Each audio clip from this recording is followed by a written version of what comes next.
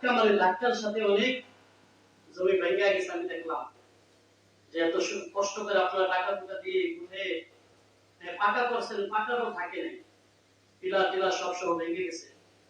আলহামদুলিল্লাহ আপনারা অনেক কষ্টে এখানে জীবনযাপন করতেছেন। আপনাদের কষ্ট দেখে আমাদের কষ্ট লাগে, যে বর্ষা আসলে বেশি কষ্ট হয়, যাতায়াতের কষ্ট, চলাফেরার কষ্ট, হাঁটা চলার কষ্ট। এটা আপনি অনেক ত্যাগ স্বীকার করে এখানে থাকতেছেন। অনেক নদীর ব্যবসায়ী লোকেরা আছে, দুইলাকার আসলে চাষাবাদ করেন, চাষি ভাইরা আছেন। আল্লাহ তাআলা আপনাদেরকে এই কষ্টের বিনিময়ে ক্ষমা করুন এবং ইসলামের জন্য আপনাদের সকলকে কবুল করে সকল বলুন আমিন।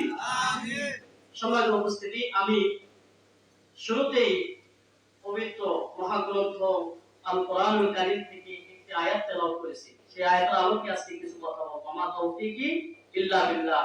আল্লাহ তাআলা আমাকে বলার, আমাদের প্রত্যেককে সহিহ নিয়তে আমলের নিয়তে শোনার তৌফিক দান করুন, সকল বলুন আমিন। মহাবিশ্বের মহাবিশ্বয় মহাগ্রন্থ আল কোরআনুল কারীম। এই কোরআনুল কারীম হলো আমাদের সর্বশেষ আসমানি গ্রন্থ, ঠিক কিনা? যেটা হলো আসমানি গ্রন্থেও 104 খানা, 104 খানার ভিতরে সর্বশ্রেষ্ঠ কিতাব, সর্বশ্রেষ্ঠ গ্রন্থ, তার নাম হলো আল কোরআন। আর এই কোরআন নাযিল হয়েছে কার থেকে জানেন? আমার নবী, আপনার নবী, বিশ্ব নবী, আকা নামদার তাজিদার মালিক তাজিদার মদিনা সাল্লাল্লাহু কায়নাত, দু জাহানের বাদশা, মক্কার মুতি, মদিনার জ্যোতি, বিশ্ব নবী মুহাম্মদুর রাসূলুল্লাহ সাল্লাল্লাহু আলাইহি ওয়াসাল্লাম। আলহামদুলিল্লাহ। যে নবীর শুভাগমনের উপলক্ষে আজকের এই সিরাতুন নবী, ঠিক কিনা? যে নবীর আগমনের কারণে আমরা কোরআন পেয়েছি, ঠিক কিনা? যে নবীর কারণে আমরা সকল উম্মত থেকে শ্রেষ্ঠ উম্মত হতে পেরেছি, বলেন আলহামদুলিল্লাহ। আর সেই মহাগ্রন্থ আল কোরআনুল কারীম সেই নবীর উসিলে আমরা পেয়েছি, ঠিক কিনা? গত কিছুদিন আগে, অত্যন্ত দুঃখের সহিত বলতে চাই, গত কিছুদিন আগে একটা ঘটনা ঘটে গেছে। আপনারা সকলেই অবগত আছেন, যেহেতু মিডিয়ার যুগ, সামাজিক যোগাযোগ মাধ্যম ফেসবুক সবাই হাতে আছে। অনেক যুবক ভাইয়েরা ফেসবুক চালায়, তারাও দেখেছে যে কুমিল্লার নানুপুর দিঘির পারে একটা পূজা মণ্ডপে আমাদের এই গ্রন্থ আল কোরআনুল কারীম, যেটা আমাদের জীবনের চেয়েও মহাদামী, মহা সম্মানী, ঠিক কিনা? আমরা আমাদের জীবনের চাইতেও পবিত্র কোরআনকে সম্মান করি, ভালোবাসি, ঠিক কিনা? জীবন দিয়ে হলো পবিত্র কোরআনের সম্মান যাতে নষ্ট না হয়, আমরা মুসলমানরা তৈরি আছি, ঠিক কিনা? আর সেই কোরআন কে বা কাহারা, যারাই হোক, মুসলমানদের ভিতরে একটা দাঙ্গা সৃষ্টি করার জন্য, অশান্তি সৃষ্টি করার জন্য পূজা মণ্ডপে, হিন্দুদের পূজা মণ্ডপে একটা মূর্তির পায়ের নিচে রেখেছে, উলঙ্গ মূর্তির পায়ের নিচে রেখেছে, বলেন নাউযুবিল্লাহ। এটার জন্য আমরা ভোলাতেও বড় ধরনের সমাবেশ করেছি, মিছিল মিটিং করেছি, বিভিন্ন দেশে হইতেছে, কিন্তু আমরা সঠিক বিচার না পাওয়া পর্যন্ত আমাদের ঈমানদারদের কলিজা থেকে একটু দুঃখ, একটু কষ্ট কমবে না, ঠিক কিনা? আপনি যদি সঠিক ঈমানদার মুসলমান দাবি করেন, তাহলে আপনার কলিজা আঘাত খাবে, আপনার কষ্ট লাগতে হবে, আপনার দুঃখ লাগতে হবে যে আমার কোরআনকে আজকে অপমানিত করলো, অবমাননা করলো, এটার জন্য আমি যেভাবে হোক প্রতিবাদ করে ছাড়বই, ঠিক কিনা?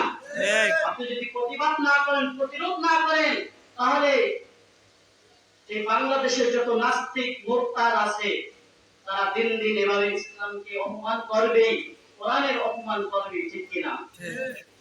যে কোরআনের কারণে বিশ্ব নবী সাল্লাল্লাহু আলাইহি ওয়াসাল্লাম কাফেরদের হাতে মার খেয়েছেন, উহুদের যুদ্ধে বিশ্বনবী সাল্লাল্লাহু আলাইহি সাল্লামের দাঁত মুবারক শহীদ হয়েছে কিনা?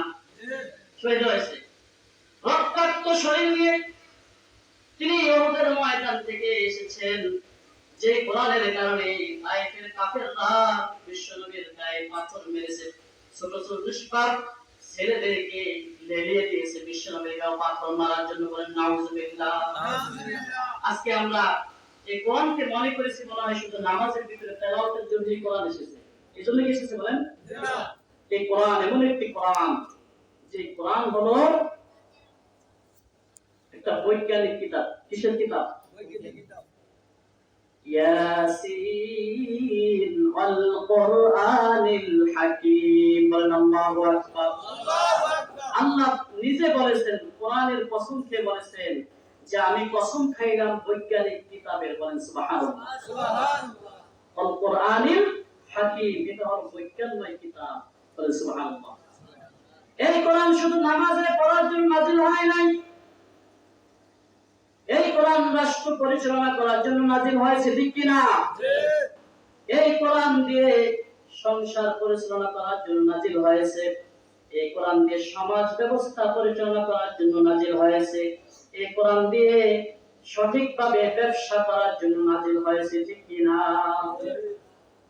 এই কোরআনের ভিতরে আল্লাহ তাআলা বিভিন্ন সূরা দিয়েছেন, 114টা সূরা, আর এক একটি সূরা এক একটি হাকিকত। বলেন আলহামদুলিল্লাহ। আলহামদুলিল্লাহ।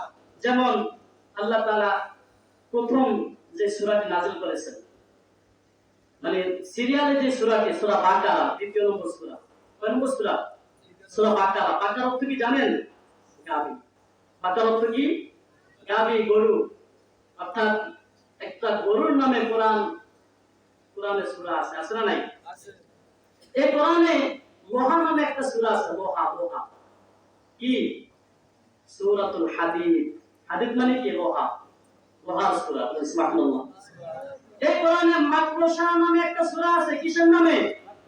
মাকরুশা ছিলেন না, যেগুলা বিভিন্ন বেড়ায় কোনায় কানায় জাল বলে, দুর্বল প্রাণী মাকড়সা। মাকড়সার নামে আল্লাহ একটা সূরা নাযিল করেছেন, যে সূরাটার নাম হলো সূরাতুল আনকাবুত। সূরাতুল আনকাবুত। এই সূরার ভিতরে পিঁপড়ার নামে একটা সূরা আছে। কিসের নামে? সুবহানাল্লাহ বলেন। সুবহানাল্লাহ। সূরাতুন নামলি। সূরাতুন নামল। নামল অর্থ পিঁপড়া, পিপীলিকা। এই সূরার ভিতরে মৌমাছির নামে একটা সূরা আছে কোরআনের ভিতরে। বলেন সুবহানাল্লাহ। কিসের নামে? মৌমাছি, যেগুলো মধু আমাদেরকে দেয়, যে মধু খেলে বিভিন্ন রোগ কমে, ঠিক কি না? সূরাতুন নাহল। নাহল অর্থ কি? মৌমাছি। বলেন সুবহানাল্লাহ। এই কোরআনে আল্লাহ তাআলা অসংখ্য অগণিত সূরা এভাবে নাযিল করেছেন, যেগুলো শুধু নামাজ পড়ার জন্য আসে নাই, যেগুলোর ভিতরে আল্লাহ তাআলা বিজ্ঞান দান করেছেন, বিজ্ঞান সৃষ্টি করেছেন। বলেন সুবহানাল্লাহ। সুবহানাল্লাহ। আর এই কোরআন আল্লাহ তাআলা বলেন, আমি এই কোরআন নাযিল করেছি বিশ্ব নবীর মাধ্যমে, আর এই কোরআনের যারা অবমাননা করবে, এই কোরআনকে যারা নিঃশেষ করে দিতে চাইবে, তারা কখনোই এই কোরআনকে নিঃশেষ করতে পারবে না। বলেন সুবহানাল্লাহ। আল্লাহ তাআলা বলেন, ইন্না নাহনু নাযালনা যিকরা ওয়া ইন্না লাহু লাহাফিযুন। আল্লাহু আকবার। আল্লাহ বলেন, আমি এই কোরআন নাযিল করেছি জিকির হিসাবে, আর এই কোরআনের রক্ষণাবেক্ষণের দায়িত্ব আমি আল্লাহর হাতে রেখেছি। বলেন সুবহানাল্লাহ। দুনিয়ার সমস্ত মানুষ মিলে যদি এই কোরআনকে নিঃশেষ করে দিতে চায়, তারা কখনোই এই কোরআনকে নিঃশেষ করতে পারবে না, ঠিক কি না? এই কোরআন আমার একটা কিতাব, যে কোরআনের ভিতর কোন প্রকারের ভুল নাই, কোন প্রকারের সন্দেহান নাই। আল্লাহ তাআলা সূরা বাকারার 2 নম্বর আয়াতে বলেন, যালিকাল কিতাবু লা রাইবা ফীহি। আল্লাহু আকবার। আল্লাহু আকবার। আল্লাহ তাআলা বলেছেন যে আমি আমার কিতাবকে তোমাদের কাছে একটা নির্ভুল, যেটার ভিতরে তোমরা কোনো ভুল খুঁজে পাবে না, এরকম একটা কিতাব আমি তোমাদের জন্য নাযিল করেছি। বলেন সুবহানাল্লাহ। সুবহানাল্লাহ। আচ্ছা, দুনিয়ার কোন লেখক বই লেখার পরে কেউ এরকম আল্লাহর মতো চ্যালেঞ্জ দিতে পারছে যে আমার এই বইয়ের ভিতরে কোনো ভুল নাই, এরকম পারছে নি? বরং যত বড় দার্শনিক, যত বড় লেখক হোক, তারা শুরুতেই বলে দিয়েছে যে আমার বইয়ের ভিতরে কোনো প্রকারের ভুল পেলে আপনি ধরিয়ে দিবেন, আমি পরবর্তীতে এটা সংশোধন করার চেষ্টা করব, এরকম বলে না? আর আল্লাহ প্রথমেই বলেছেন কি, প্রথম ভূমিকা বলেছেন কি কোরআনের প্রথম সূচনায় প্রথম পৃষ্ঠায় বলেছেন যে আমি আমার এই বইকে, আমার এই কিতাবকে আমি নির্ভুল তোমাদের জন্য নাযিল করেছি। বলেন সুবহানাল্লাহ। তাহলে কোরআনের প্রতি কোনো সন্দেহ থাকা যাবে? সন্দেহ আছে? আল্লাহ বলেন যাদের কাছে এই কোরআন সন্দেহ লাগবে, যারা মনে করবে যে এই কোরআনের ভিতরে ভুল আছে, এই কোরআন আসমানি কোনো গ্রন্থ না, এটা মানব রচিত কোরআন, নাউজুবিল্লাহ বলেন, নাউজুবিল্লাহ, যারা এরকম মনে করবে, আল্লাহ তাআলা তাদেরকে চ্যালেঞ্জ দিয়েছেন। কি দিয়েছেন? আল্লাহ তাআলা বলেন ওয়া ইন কুনতুম ফি রাইবিন মিম্মা নাযালনা আলা আবদিনা ফাআতু বিসূরাতিন মিন মিসলিহি وادعوا شهداءكم من دون الله إن كنتم صادقين বলেন আল্লাহু আকবার। আল্লাহ তাআলা সমস্ত কাফের মুশরিকদেরকে চ্যালেঞ্জ দিয়ে বলেছেন, ও হে কাফের মুশরিকরা, তোমরা শুনে রাখো, তোমরা যারা এই কোরআনকে সন্দিহান মনে করো, মানব রচিত কিতাব মনে করো, আসমানি গ্রন্থ, তোমরা এটা অস্বীকার করো, তাহলে আমি তোমাদেরকে চ্যালেঞ্জ করে দিলাম কিয়ামত পর্যন্ত। কোন পর্যন্ত বলেন? কিয়ামত পর্যন্ত। কিয়ামত পর্যন্ত। আল্লাহ কিন্তু বিশ্ব নবীর জামানা পর্যন্ত চ্যালেঞ্জ দেন নাই। আল্লাহ তাআলা কিয়ামত পর্যন্ত হাজার হাজার বছর চ্যালেঞ্জ দিয়েছেন। বিশ্ব নবী আজ থেকে ১৫০০ বছর আগে বলেছেন, ইন্তেকাল করেছেন, ঠিক কিনা? আজ থেকে ১৫০০ বছর হয়ে গেল কোরআন নাযিল হয়েছে, কিন্তু আজকে থেকে শুরু করে ১৫০০ পূর্বেও কোন কাফের মুশরিক কেউ এই কোরআনের চ্যালেঞ্জ গ্রহণ করতে পারে নাই। বলেন সুবহানাল্লাহ। গ্রহণ করতে পারছে? পারে নাই। তাহলে বোঝা গেল এই কোরআন একটি সত্য কিতাব, ঠিক কি না? তাহলে সেই কোরআনের কাছে আমাদের আসতে হবে। যদি আমরা কোরআনের কাছে না আসি, কখনোই আমাদেরকে কোরআন হেদায়েতের পথ দেখাবে না। দেখাবে না। আমরা কোরআনকে এখন কি করি? বাড়িতে তাকের উপরে রাখা দিই। কোরআনের ভিতরে বিভিন্ন পোকামাকড় ঢুকে, বই পোকা ঢুকে কোরআনের পৃষ্ঠা ছিঁড়ে ছিঁড়ে খাইতে আছে, তা আমাদের কোনো খবর নেই। আছে? খবর নাই। তাহলে সেই কোরআন কিভাবে আমাদেরকে হেদায়েত দিবে বলেন? হেদায়েত দিবে? একটা উদাহরণ দিলে বুঝবেন আপনি। আপনি আম খাইতেছেন বা খাইবেন বলে আশা করছেন, আম অথবা কাঁঠাল, আম অথবা কাঁঠাল। এখন আপনি একটা কাঁঠাল গাছে দেখলেন, খুব মানে সুন্দর কাঁঠালটা, মানে গাছে পাইকা হয়েছে, গাছ পাকনা কাঁঠাল। এটা থেকে আপনি পাশ দিয়ে যাইতেছেন, গাছের তল দিয়ে যাইতেছেন, কিন্তু এটার গ্রাম আপনার হৃদয় মন ভরে গেছে। এখন আপনি ওটা গ্রাম নিলেন, কিন্তু এটার ভিতরে খেয়ে দেখলেন না, আপনি কি আসল স্বাদ পাইবেন বলেন? এটা আপনি আসল মজা পাইতে হলে, আসল স্বাদ পাইতে হলে কি করতে হবে? গাছ থেকে কাঁঠালটা কাটতে হবে, তারপরে কাঁঠালটা আমার বাড়িতে এনে ভাঙতে হবে, ভাঙা তারপরে কোষ বাড়ি করে করে খাইবো, খাওয়ার পরে এটা মজা পাইবো, ঠিক না? এটা আসল স্বাদ পাইবো, তাই না? এখন যারা বাড়িতে কোরআন দেখে তাকের উপর রেখে দেন, যারা কোরআনের ধারে কাছেও যান না, আর মনে মনে ভাবেন যে আমি এই কোরআন থেকে হেদায়েত দিতে চাই, এই কোরআনের পাগল হইতে চাই, তারা হলো ওই কাঁঠালের মতো, যে কাঁঠাল না ভাঙা না খায়া সে জ্ঞান পাই কাঁঠালের মজা নিতে চায়, স্বাদ নিতে চায়, ঠিক কিনা? তাহলে কোরআনকে যদি আমরা ভালোবাসতে চাই, কোরআনের হেদায়েত যদি পেতে চাই, কোরআনের আলো যদি পেতে চাই, আমাদেরকে কোরআন পড়তে হবে, কোরআন খুলে খুলে পড়তে হবে, কোরআন বুঝতে হবে, তদনুযায়ী আমল করতে হবে, ঠিক কিনা?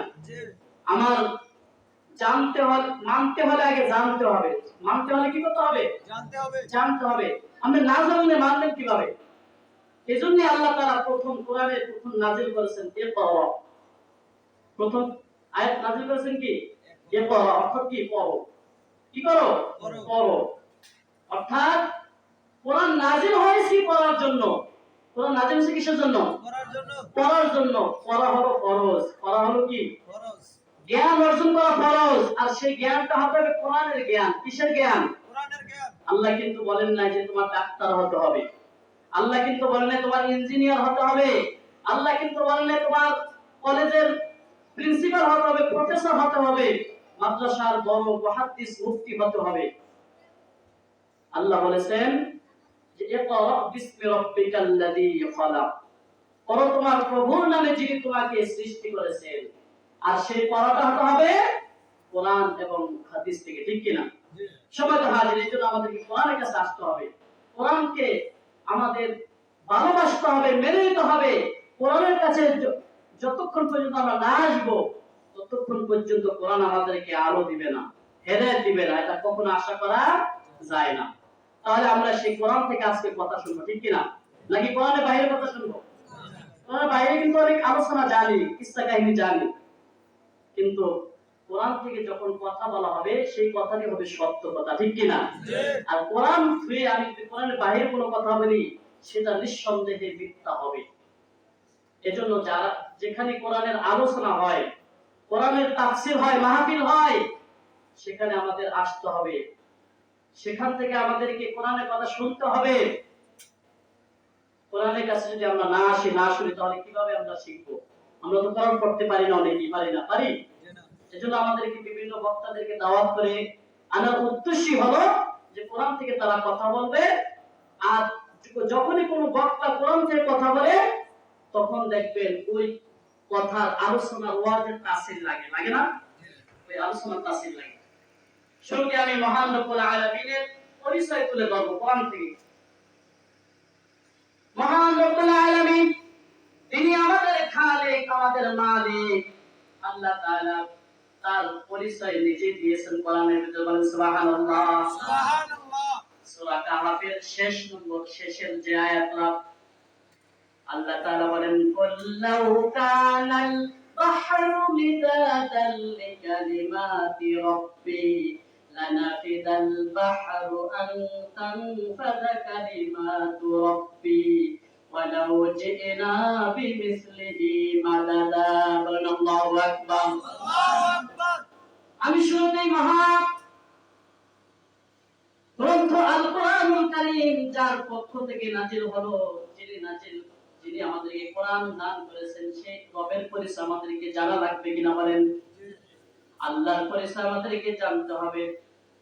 আল্লাহ তাআলা এই কোরআনের আয়াতে বলেন, ও বিশ্বের মানুষ, তোমরা শুনে রাখো, তোমরা আজকে শোনো, তোমরা জানো, তোমরা যদি সমস্ত দুনিয়ার যত বৃক্ষ আছে, গাছ গাছালি আছে, সমস্ত গাছকে যদি কলম বানাও, আর দুনিয়ার ভিতরে যত সাগর আছে, যত নদী আছে, যত খাল বিল পুকুর দ্বীপ ওয়েল আছে, কল আছে, সমস্ত কলের পানি যদি, সমস্ত পানিকে যদি তোমরা কালি বানাও, আর আমার আল্লাহর প্রশংসা যদি তোমরা লেখা শুরু করো, তাহলে কিয়ামত ফুরিয়ে যাবে, কিয়ামত এসে যাবে, তোমার কলম ফুরিয়ে যাবে, তোমার কালি শেষ হয়ে যাবে, কিন্তু আমি আল্লাহর গুণগান শেষ হবে না। বলেন সুবহানাল্লাহ।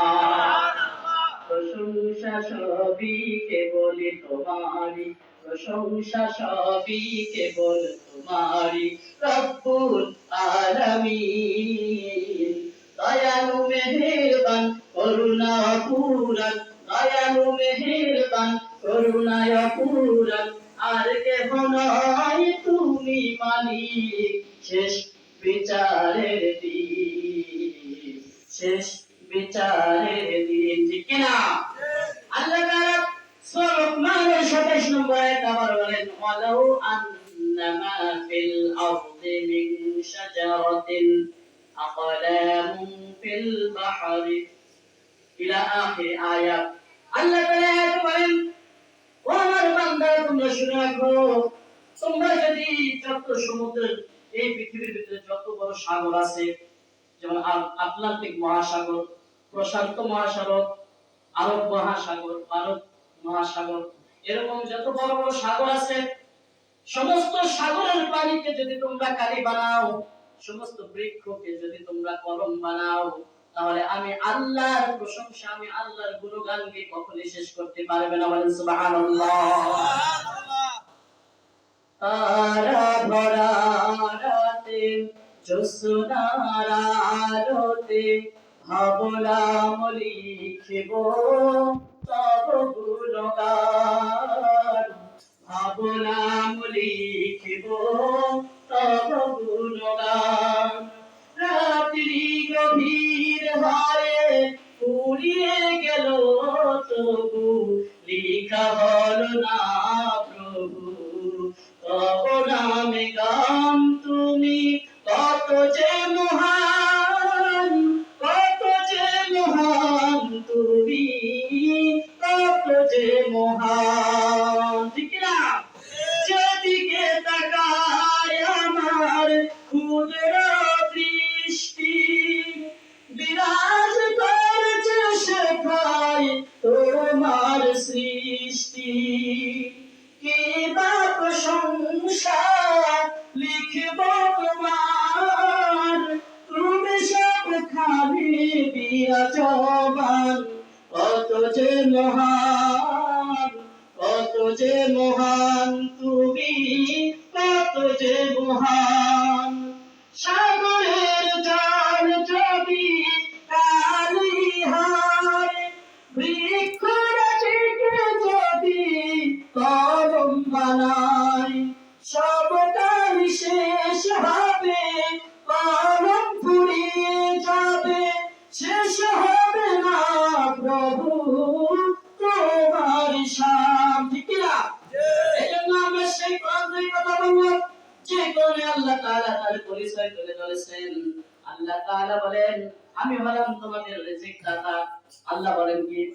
আমি হলাম তোমাদের রিজিক দাতা, আমি হলাম বৃষ্টি দানকারী, আমি হলাম মায়ের রেহেমে যে সন্তান দিয়েছি, এই সন্তান ভালো হবে না খারাপ হবে, পুত্র সন্তান হবে না কন্যা সন্তান হবে, আমি হলাম সে আল্লাহ। আমি হলাম সে আল্লাহ, কার কোন সময় কোন মুহূর্তে মৃত্যু এসে যায় এটা আমি আল্লাহ ছাড়া কারো জ্ঞান নাই, আসেনি।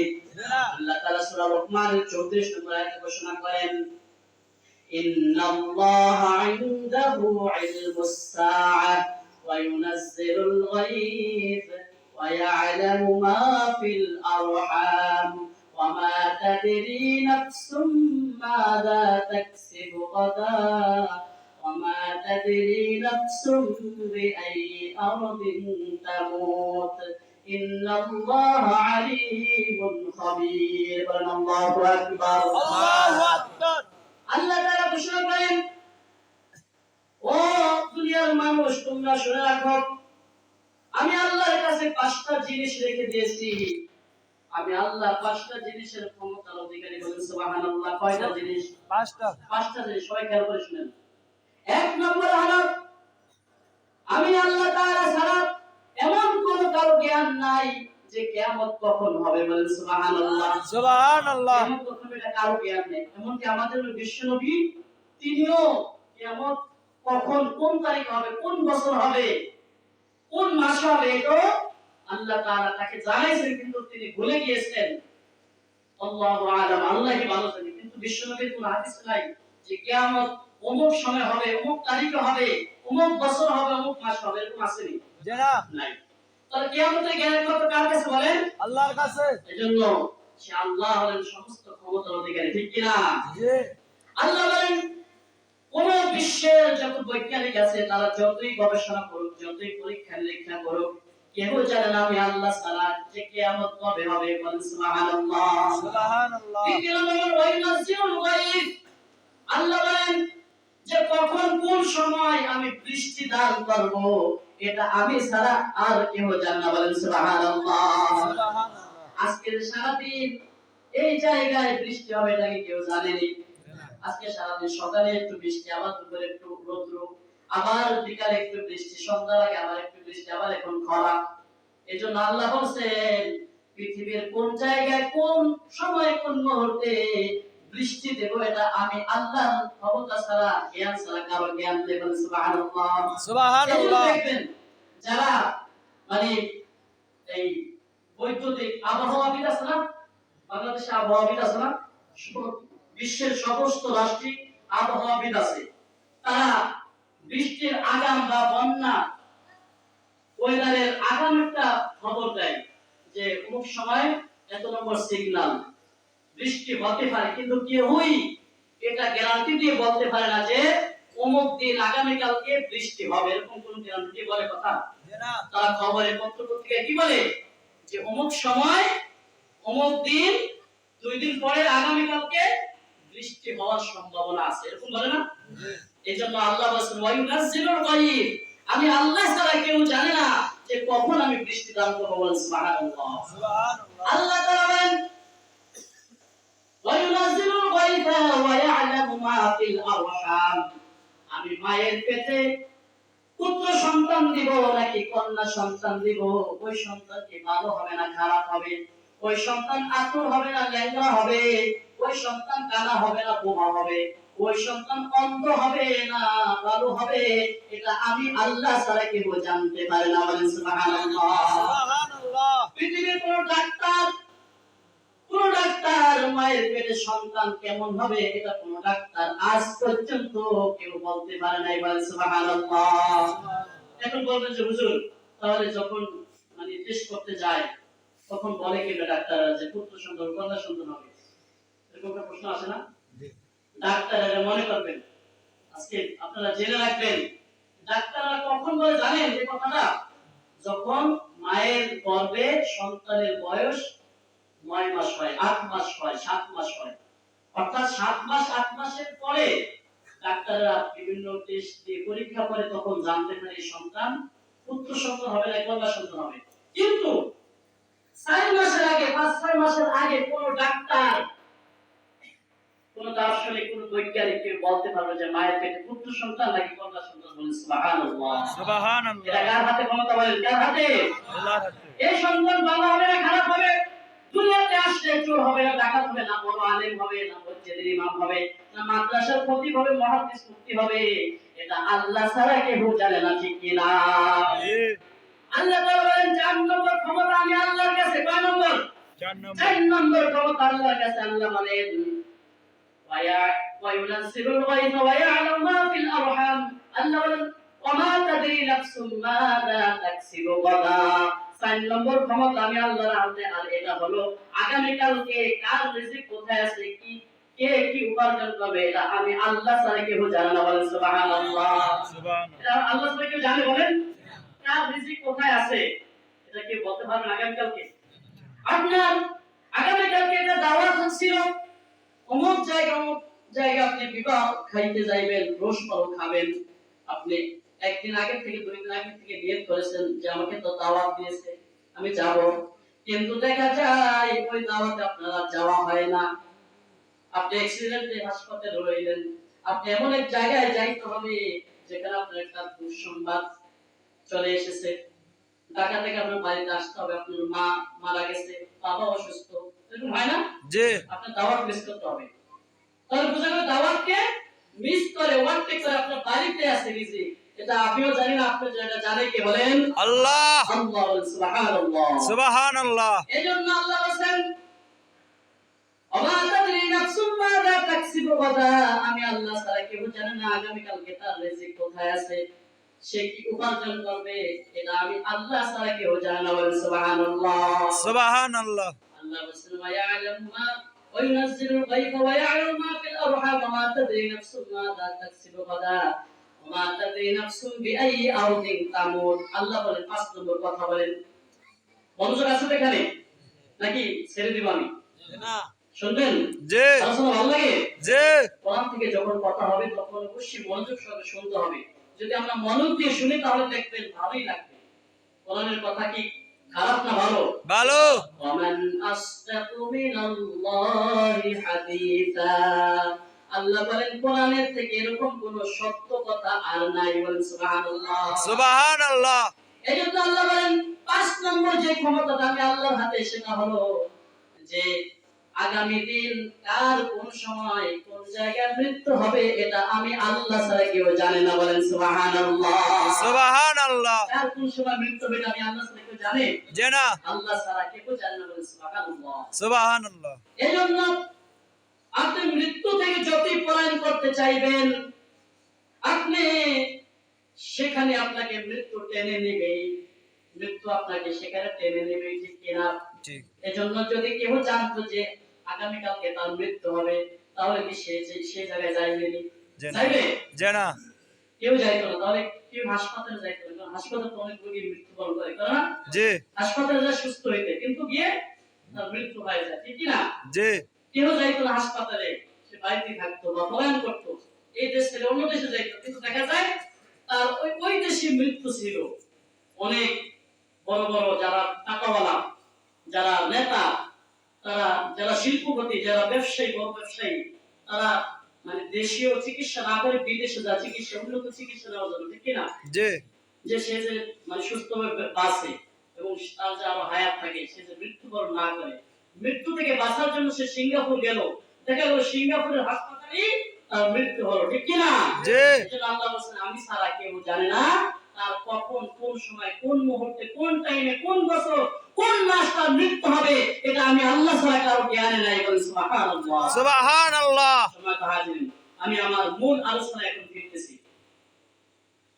শুরুতেই সূরা বাকারার 129 নম্বর আয়াত তেলাওয়াত করেছি। আল্লাহ তাআলা ঘোষণা করেন রব্বানা ওয়া বা'আস ফীহিম রাসূলাম মিনহুম ইয়াতলু আলাইহিম আয়াতিকা ওয়া ইউআল্লিমুহুমুল কিতাবা ওয়াল হিকমাতা ওয়া ইউযাক্কিহিম ইন্নাকা আনতাল আজিজুল হাকীম। বলেন আল্লাহু আকবার। আল্লাহু আকবার। এই আয়াতের ভিতরে আল্লাহ তাআলা হযরত ইব্রাহিম আলাইহিস সালামের দোয়াকে নিয়ে এসেছেন। হযরত ইব্রাহিম আলাইহিস সালাম, তার নাম শুনছেন? জি। যিনি ছিলেন আল্লাহ তাআলার খলিল, বন্ধু এবং রাসূল। হযরত ইব্রাহিম আলাইহিস সালাম আমাদের বিশ্ব নবী হযরত মুহাম্মদ সাল্লাল্লাহু আলাইহি ওয়াসাল্লাম যে বংশ থেকে এসেছেন, সেই বংশের নবী। বলেন সুবহানাল্লাহ। সুবহানাল্লাহ। ইব্রাহিম আলাইহিস সালামের ছেলে ইসমাঈল, ইসমাঈল আলাইহিস সালামের বংশধর আমার নবী বিশ্ব নবী। বলেন সুবহানাল্লাহ। সুবহানাল্লাহ। তো যেহেতু রবিউল আউয়াল মাস, সিরাতুন নবী সাল্লাল্লাহু আলাইহি ওয়াসাল্লাম উপলক্ষে যে আয়োজন, আমি সিরাতুন নবী সাল্লাল্লাহু আলাইহি ওয়াসাল্লামের উপলক্ষে একটি কথা বলি। আমি আমার আলোচনা দীর্ঘায়িত না করে শেষ করে দেব নির্ধারিত সময়ের ভিতরে। আমার তৌফিক ইল্লা বিল্লাহ। যেহেতু আমাদের প্রধান মেহমান, প্রধান বক্তা আমাদের সামনে উপস্থিত হয়েছেন, তার থেকে আমরা বিশ্বনবীর জীবনী পুরোপুরি শুনবো ইনশাআল্লাহ। তো হযরত ইব্রাহিম আলাইহিস সালাম তিনি আল্লাহর কাছে দোয়া করতেছেন। কি করতেছেন? দোয়া করতেছেন। দোয়া করতেছেন। বিশ্বনবী খেয়াল রাখবেন, আমি কিন্তু মূল পয়েন্টে, মূল আলোচনায় ঢুকে যেতেছি। বিশ্বনবী তিনটি কারণে দুনিয়াতে এসেছেন। কয়টি কারণে? তিনটি কারণে। আবার বলেন, কয়টি কারণে? তিনটি কারণে। এক নম্বর হলো হযরত ইব্রাহিম আলাইহিস সালামের দোয়ার কারণে বিশ্বনবী দুনিয়াতে এসেছেন। বলেন সুবহানাল্লাহ। সুবহানাল্লাহ। কার দোয়ার কারণে? ইব্রাহিম আলাইহিস সালামের দোয়ার কারণে। হযরত ইব্রাহিম আলাইহিস সালামের দোয়ার কারণে। দুই নম্বর হলো হযরত ঈসা রূহুল্লাহ, যিনি বিশ্বনবীর জন্মের 500 বছর আগের নবী ছিলেন। কয়শো বছর?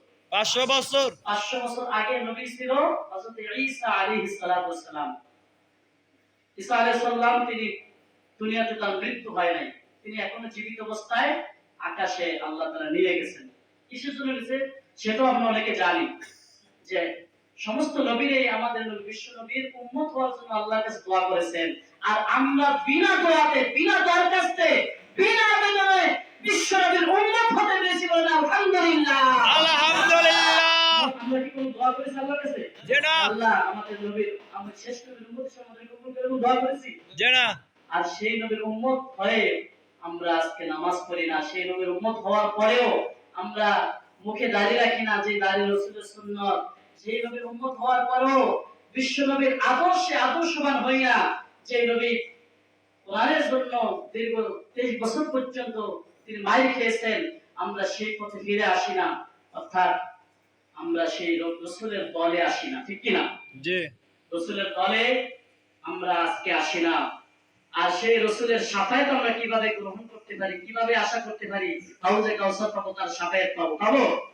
অতএব আমরা বিনা দরখাস্তে, বিনা আবেদনে, বিনা দোয়ায় আল্লাহর কাছে আল্লাহ তাআলা আমাদেরকে শেষ নবীর উম্মত হিসেবে কবুল করেছেন, বলেন সুবহানাল্লাহ। সুবহানাল্লাহ। আর আমরা শেষ নবীর উম্মত হিসেবে আসতে পেরে অন্যান্য নবীদের উম্মতের থেকে শ্রেষ্ঠ উম্মত আল্লাহ তাআলা আমাদেরকে ঘোষণা করেছেন, বলেন সুবহানাল্লাহ। সুবহানাল্লাহ। অন্যান্য নবীদের উম্মত থেকে আমরা কি শ্রেষ্ঠ উম্মত, শ্রেষ্ঠ মর্যাদার দিক দিয়ে শ্রেষ্ঠ, বলেন সুবহানাল্লাহ। এমনকি বিশ্ব নবী সাল্লাল্লাহু আলাইহি সাল্লাম সমস্ত নবীর আগে তিনি তার উম্মতদেরকে নিয়ে, অর্থাৎ আমাদেরকে নিয়ে জান্নাতে প্রবেশ করবেন, বলেন সুবহানাল্লাহ। সুবহানাল্লাহ। অর্থাৎ অন্যান্য নবীর উম্মতরা 500 বছর 1000 বছর হায়াত পেয়েছেন। এত বছর হায়াত পাওয়ার পরেও তারা শতে শতে হাজার হাজার বছর পর্যন্ত ইবাদত করেছেন, আমল করেছেন, জিহাদ করেছেন।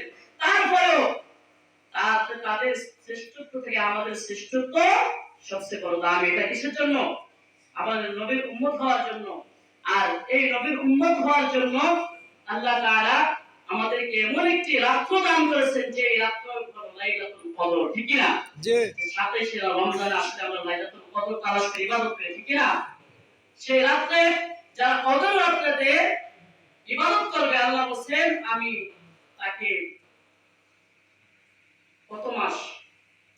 83 বছর, 84 বছর 4 মাস এক রাত্রিতে ইবাদত করলে 84 বছর 4 মাসের ইবাদতের সওয়াব আল্লাহ তাআলা আমলনামায় দান করবেন, সুবহানাল্লাহ। সুবহানাল্লাহ। এটা কিসের কারণে?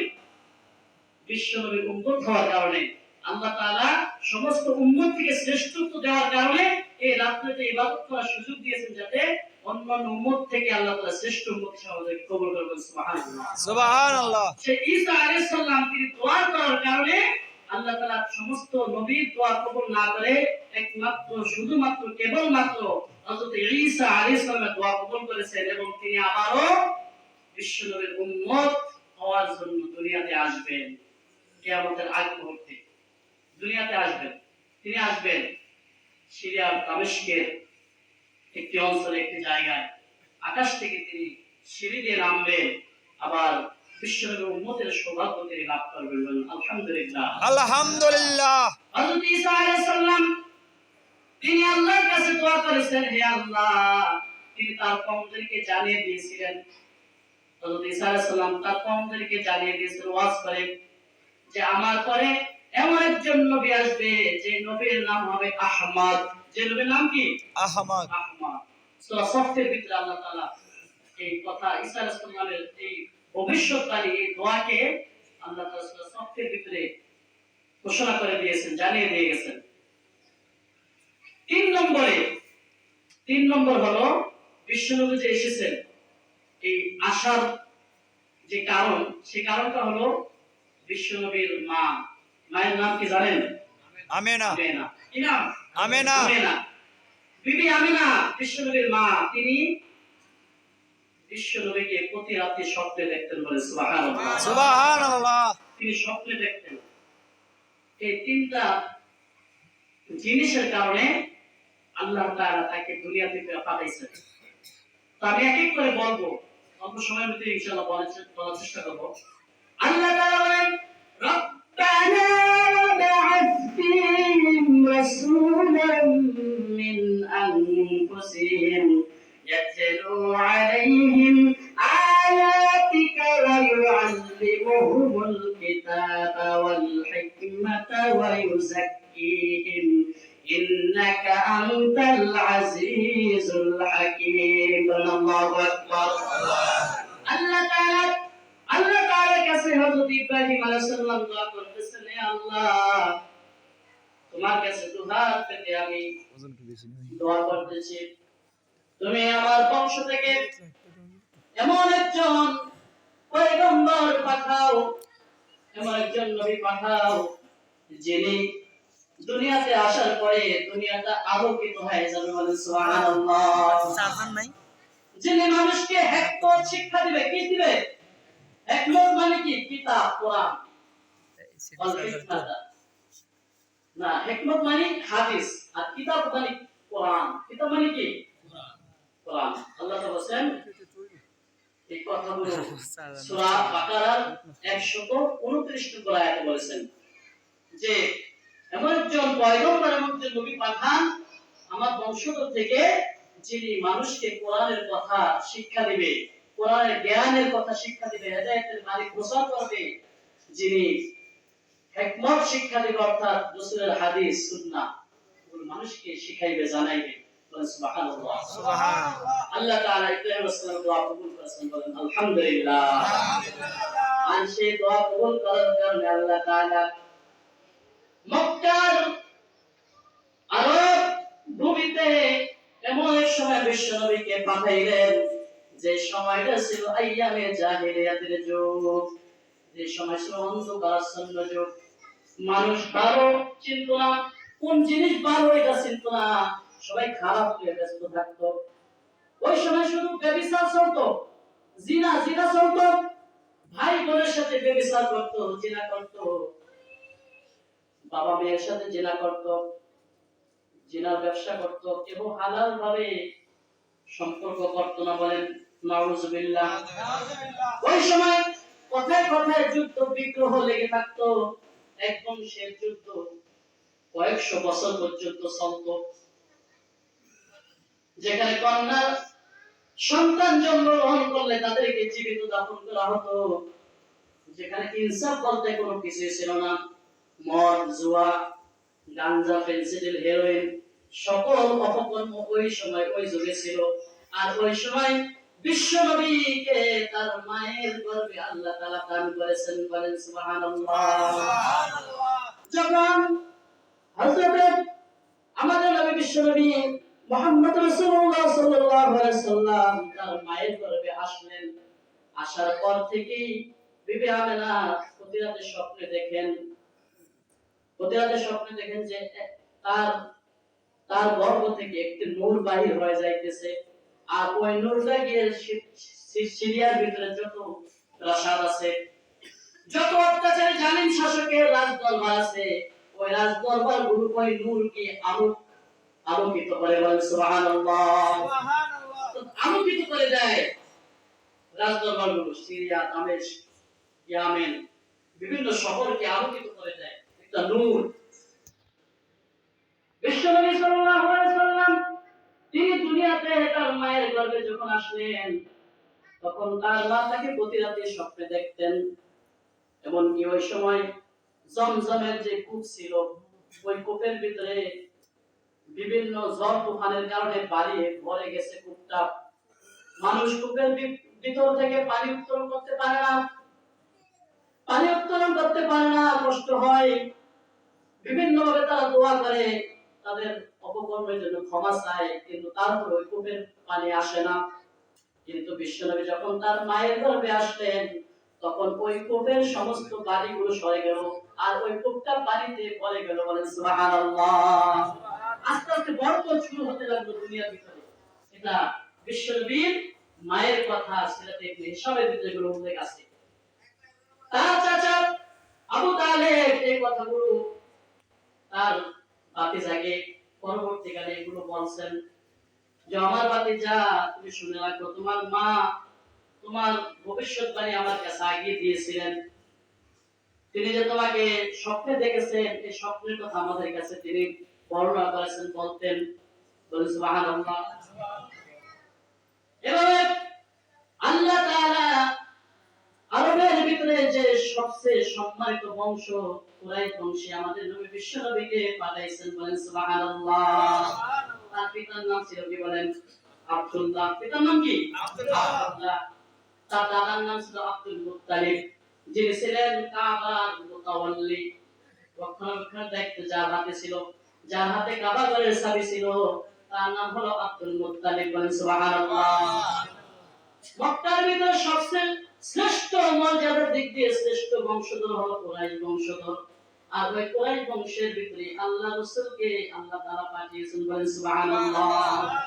তোরা দেখে যা আমেনা মায়ের কোলে, তোরা দেখে যা আমিনা মায়ের কোলে মধু পূর্ণিমারো সেথা চাঁদ দূরে তোরা দেখে যা আমিনা মায়ের কোলে তোরা দেখে যা আমিনা মায়ের কোলে ত্রিভুবনে প্রিয় মোহাম্মদ এলো রে দুনিয়ায়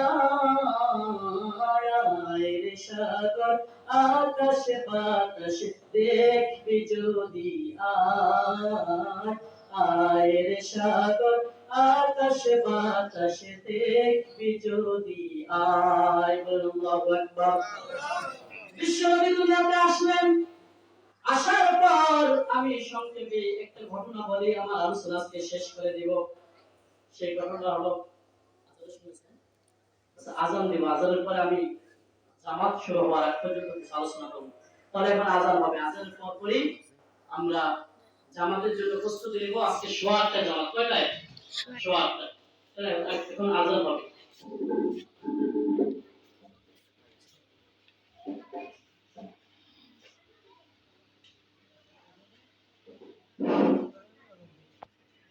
আল্লাহু আকবার, আল্লাহু আকবার, আল্লাহু আকবার, আল্লাহু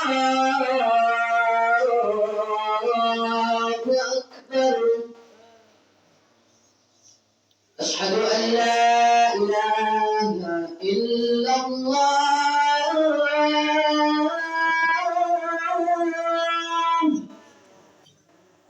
أشهد أن لا إله إلا الله، أشهد أن محمدا رسول الله،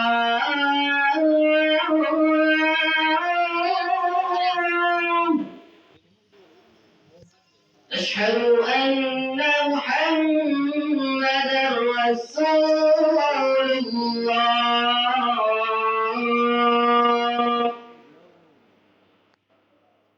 حي على الصلاة،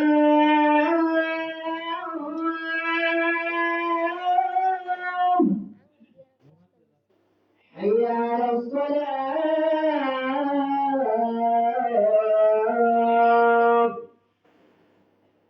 حي على الفلاح،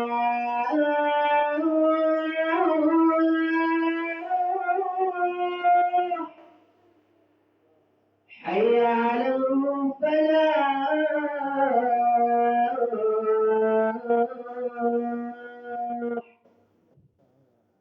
الله أكبر، الله أكبر، لا إله إلا الله.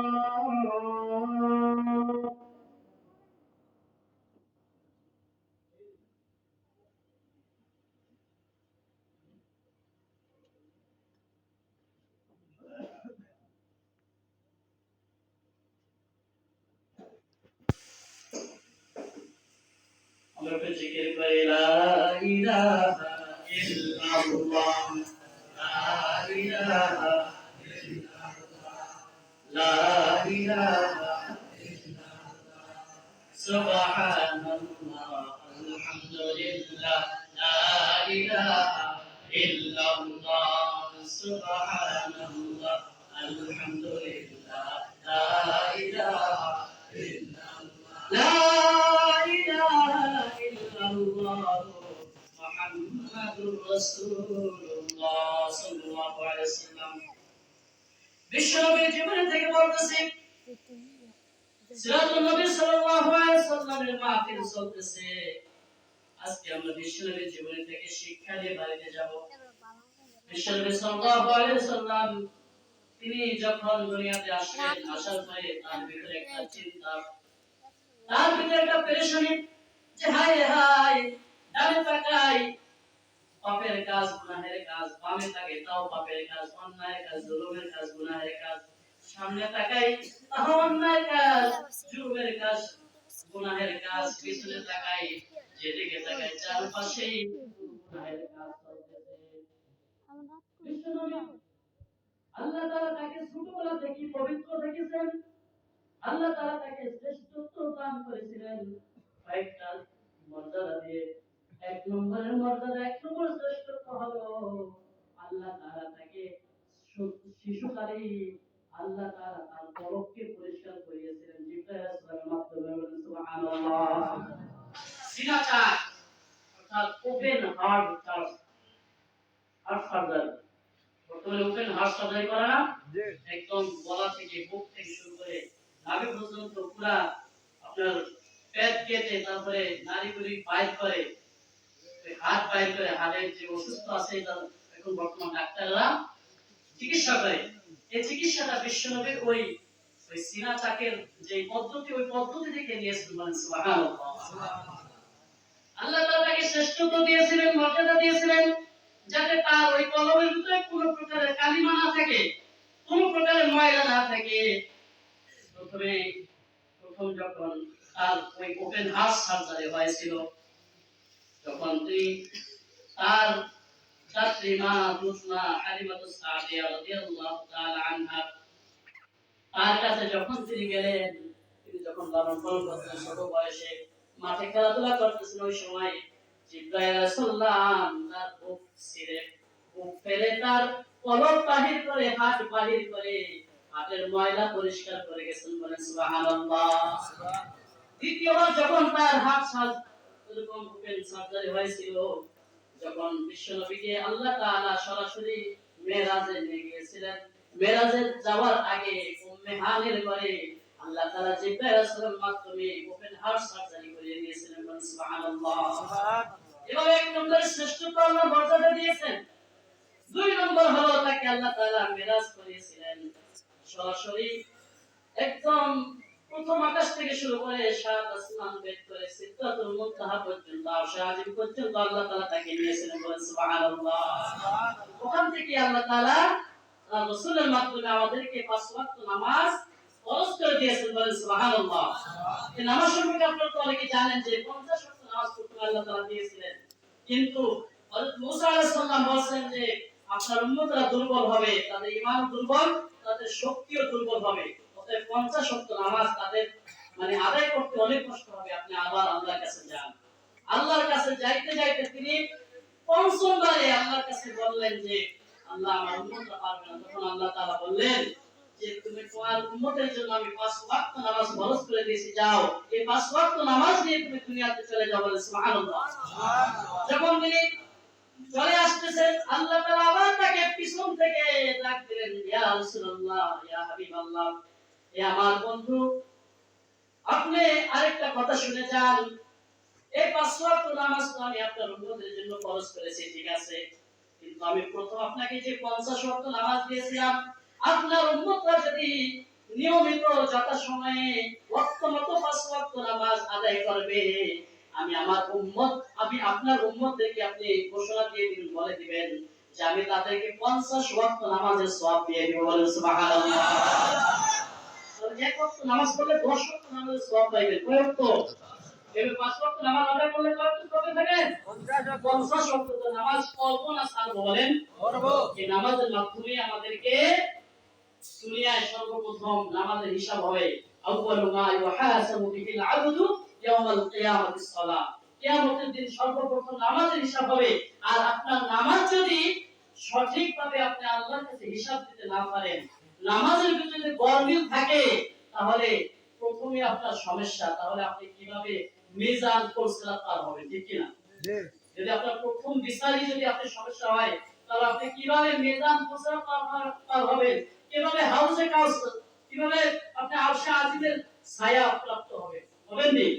এজন্য আমাদেরকে নামাজ পড়তে হবে। সারা যাবে? সারা যাবে না। বিশ্বনবী সাল্লাল্লাহু আলাইহি ওয়াসাল্লাম তার কওমের কাছে যখন দাওয়াত দিতে লাগলেন, পাহাড়ের চূড়ায় উঠে তিনি ঘোষণা করতে লাগলেন, ওয়া আনজির আশিরাতাকাল আকরাবিন। ও আমার কওমরা, তোমরা শুনে যাও, তোমরা শোনো। সমস্ত কওমরা ওখানে জড়ো হলো, সমস্ত গোত্রের লোকেরা আর ওই ঘোষণা শুনে, আওয়াজ শুনে জড়ো হয়েছে। সবাই জড়ো হওয়ার পরে বলে, ও মুহাম্মদ, তুমি আমাদেরকে কেন ডেকেছো? বিশ্বনবী বলেন, তোমরা কি আমাকে সত্যবাদী হিসাবে কি মাননি? তখন সকলে এক বাক্যে বলো যে আমরা তো তোমাকে কোনো মিথ্যা তোমার ভিতরে পাই নাই, সব সময় তোমাকে আমরা সত্যবাদী হিসেবে পেয়েছি, তুমি কখনোই কোনো মিথ্যা কথা বলো নাই, অর্থাৎ তুমি সত্যবাদী, তুমি আল আমিন। তুমি কি আল আমিন, তুমি কখনোই